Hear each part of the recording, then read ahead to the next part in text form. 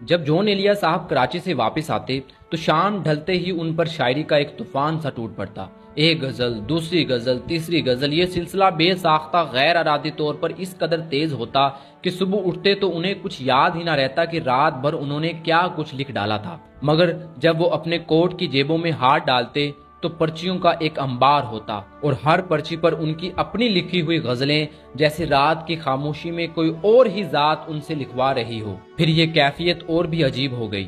رات کے 2-3 بجے وہ اچانک نیند سے جگ جاتے، ایک مصرع کاغذ پر اتار دیتے، پھر سو جاتے۔ صبح جب آنکھ کھلتی تو وہی ایک مصرع ان کے سامنے ہوتا اور جون اس پر پوری غزل لکھ ڈالتے۔ میں نے اپنی زندگی میں کوئی ایسا شاعر نہیں دیکھا جو دنوں رات ہمہ وقت صرف اسی کیفیت میں رہتا۔ رات 3-4 بجے ہڑبڑا کے اٹھنا اور جانی وہ کہاں ہے، قلم کہاں ہے، رجسٹر کہاں ہے، اور کوئی مصرع لکھنا۔ وقت گزرنے کے ساتھ جون ایلیا کراچی کے ادبی حلقوں میں ایک جانا پہچانا نام بن گئے۔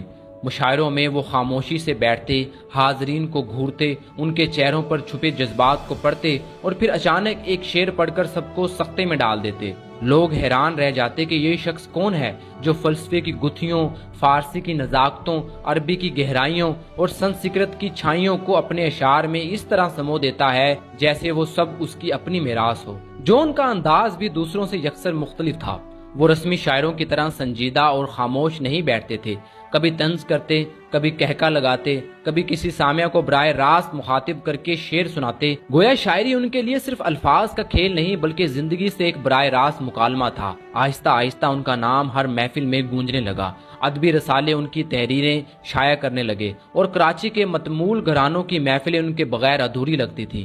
یوں جون ایلیا صاحب کراچی کے ادبی افق پر ایک چمکتا ہوا ستارہ بن کر ابھرے جو نہ صرف اپنی شاعری بلکہ اپنی انوکھی شخصیت سے بھی سب کو مسحور کر دیتے۔